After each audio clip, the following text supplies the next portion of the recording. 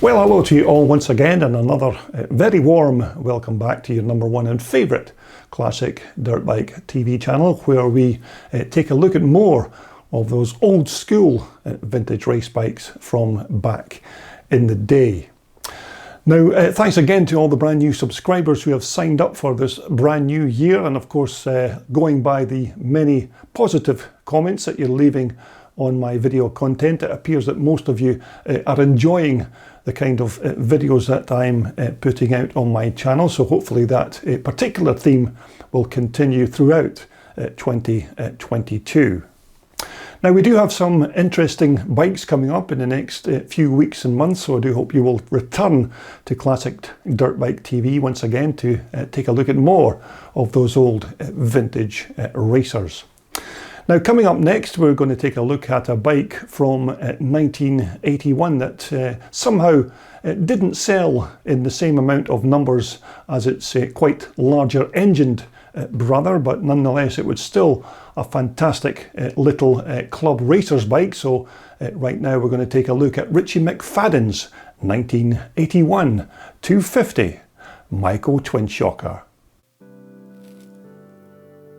Now, these 1981 250 Maicos have more or less lived in the shadow of their bigger and more hugely successful brother, the mighty 81 490 Mega 2, which of course, if you were a racer back in that year and you wanted to be winning races, then the chances are that you would more than likely be mounted on one of those bigger 490s.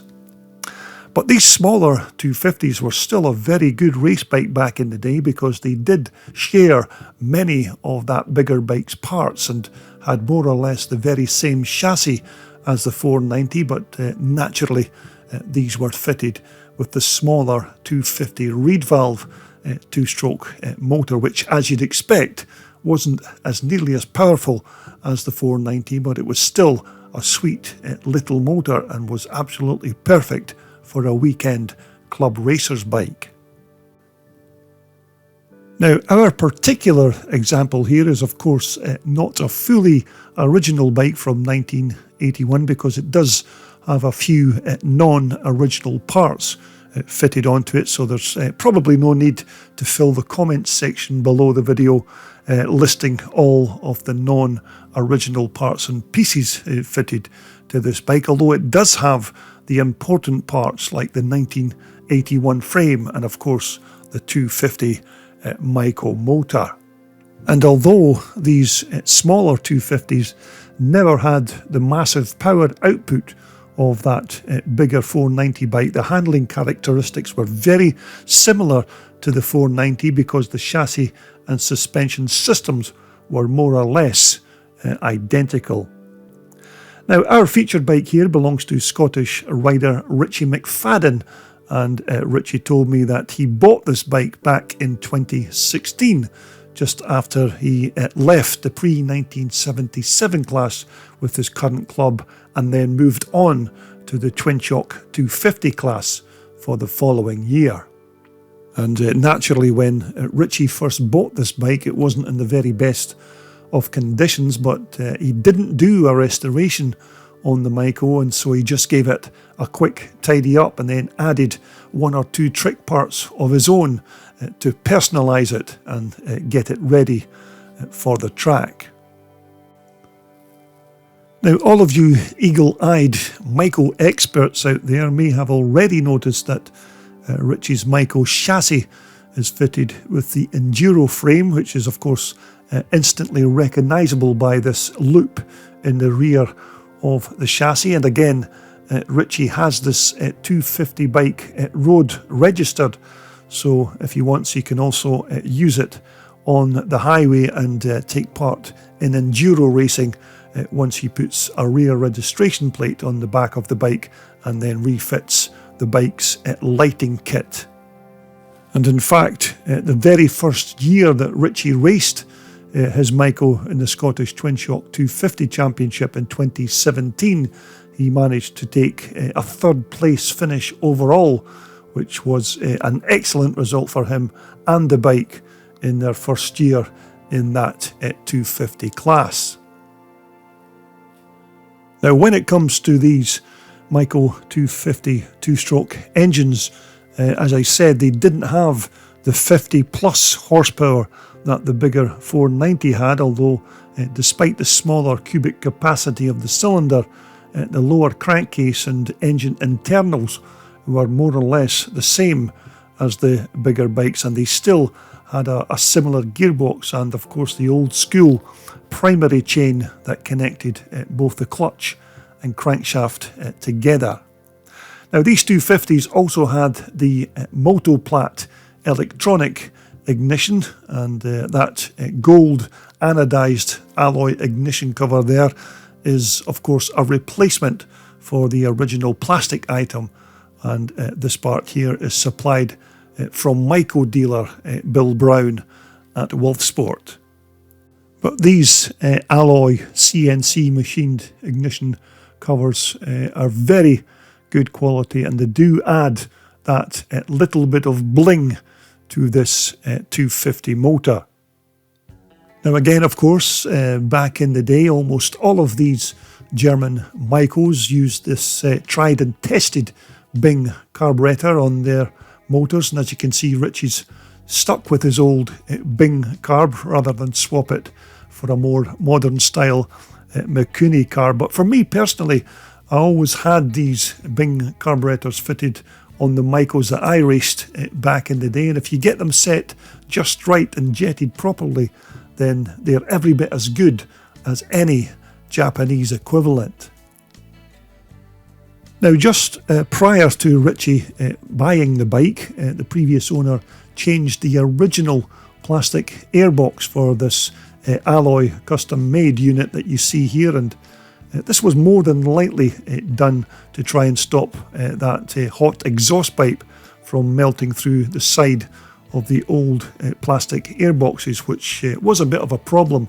on these kinds of Maico models, although I personally just used to pop rivet a piece of shaped aluminium onto that particular part of the plastic airbox, and that ended up having exactly the same effect as changing it for one of these aluminium ones.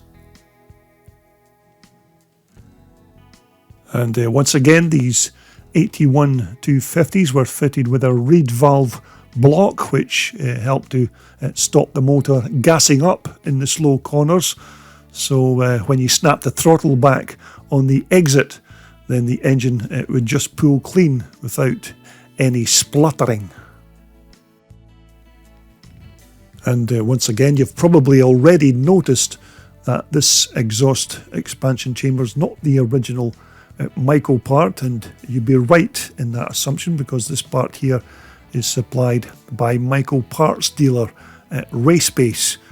here in the UK. Now, Richie's Racebase exhaust pipe is mated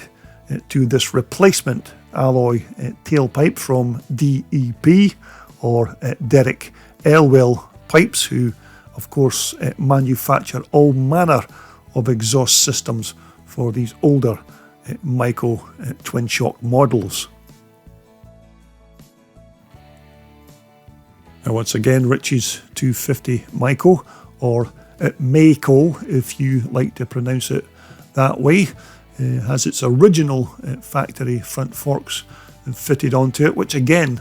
for their day, were a reasonably good pair of suspension units for a 250, but in terms of their scope for making adjustments, there really wasn't much in that department, although you could help things along by either changing the fork oil to a lighter or heavier grade, or you could also add or remove low pressure air to the both fork legs through the air Schrader valves on the top of each unit. And again, drum brakes, of course, for 1981 on both the front and the back of the bike. But again, this gold anodized front brake backplate is not an original Maico part, but is supplied again by Bill Brown at Wolfsport. Although again, in terms of their stopping power, both these front and rear brakes on the Maico were reasonably good for a 1981 twin-shocker. Now, once more, Richie's 250 has swapped the bike's original steel swing arm for this replacement Maico only unit, which as you'd expect is lighter but not necessarily stronger, as I've seen a few of these Maico owners in the past fit these snazzy looking alloy arms to their bikes and then went back to the original steel units because these lighter alloy parts were showing signs of cracking and breaking. But this nicely engineered bottom chain guide is another replacement part from Maico only from way back in the day. Now, when it comes to the rear suspensions on your particular Twinshock Maico, the sky's the limit, and you can fit all manner of different kinds of setups to these old Twinshockers, depending on, of course, your rider preferences and your available budget at the time. And as you can see here, Richie's certainly dug deep into his available funds and fitted these very good quality Swedish-made piggyback Öhlins units, which, as you know, are a massive improvement to the old Corti-Cosso shocks that would have likely been fitted to these bikes in 1981. But of course, many other units are available to fit to your Twinshock Maico, but fitting these quality Öhlins will certainly improve the rear end handling of this particular 250. And of course, the other plus is that these units are fully serviceable and fully rebuildable. Now, when Richie began tidying the bike up soon after buying the machine, he kept the bike's original seat base and foam padding, and then he bought this new seat cover from Race Base to replace the old battered and torn original item that was fitted at the time. But Race Base again are a very good contact if you're looking for new parts to freshen up your old and tired Twinshock Maico. Now, when we get to the bike's controls department, Richie's fitted these Acerbis handguards just to try and protect his delicate knuckles from stones and other kinds of debris that can maybe give you a nasty injury, especially if you're racing on some of those quite rough and stony racetracks that we have here in Scotland. So these handguards will certainly be a very welcome addition to Richie's machine. Now, the bike's handlebars are a pair of rental bars, and the clutch and front brake levers are very good quality Apico parts. But again, an engine kill switch on the left there is fitted in case of some kind of an emergency shutdowns required on that 250 motor. And the grips on either side of the bars are supplied again by Bill Brown at Wealthsport. Now, you can see that these wide steel foot pegs are, of course, not the skinny type of Maico originals, as again, these are replacement items from the Race Base Maico suppliers, and that alloy rear brake pedal again is another replacement Maico only product. But once again, both this rear and the front wheel on Richie's 250 are not the 81 originals, and these are substitute alloy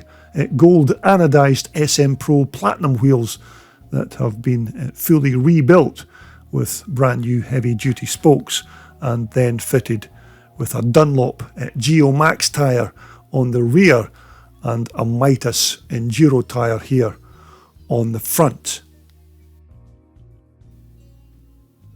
Although back in 1981 it wasn't easy for these smaller 250s to get much attention from the motocross world when its bigger brother, the great 490 Mega 2, was already hogging all of the limelight, and for very good reason, because the 490 was an absolute peach of a bike and it just seemed that everybody at that time wanted one.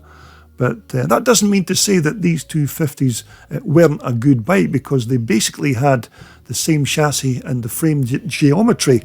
as its bigger sibling. It's just that the 250 motor didn't have the power and appeal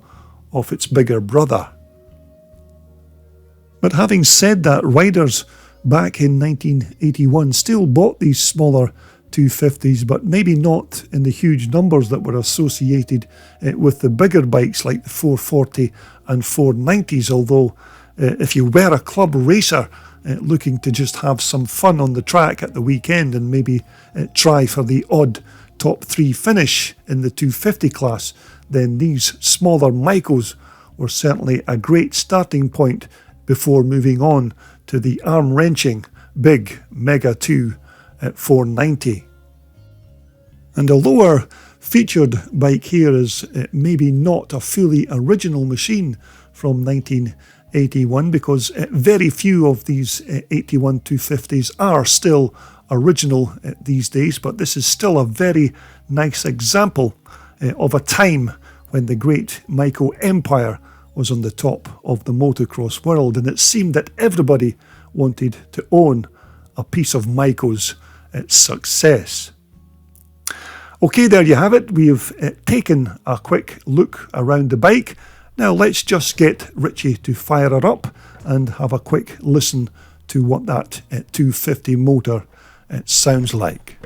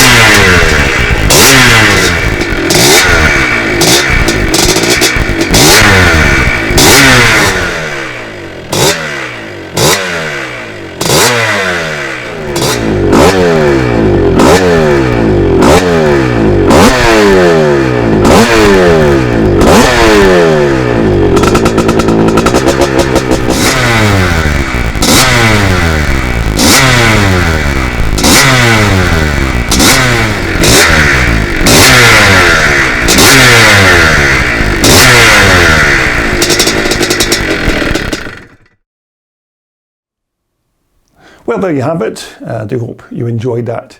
quite brief walk around Richie McFadden's 1981 250 reed valve Maico Twinshocker. Of course, not a bike, as I said, that got the same kind of recognition as its larger Mega 2 490, but nonetheless, those little 250s were still a decent race bike for your average club racer. Okay, coming up on my channel soon, we're going to be taking a look at another Spanish bull tackle. So if you like your Spanish bull tackle racers, then I think you will enjoy taking a look at this 1979 Mark 12 bull tackle Persang. Now, this bike here has undergone a full restoration, so we'll be taking a walk around this beautiful example in my next video posting here on my channel. But until then, of course, everybody continue to be safe and well out there, and I hope you will return to my channel to look at more of these old vintage racers right here on your favourite and #1 classic dirt bike TV channel.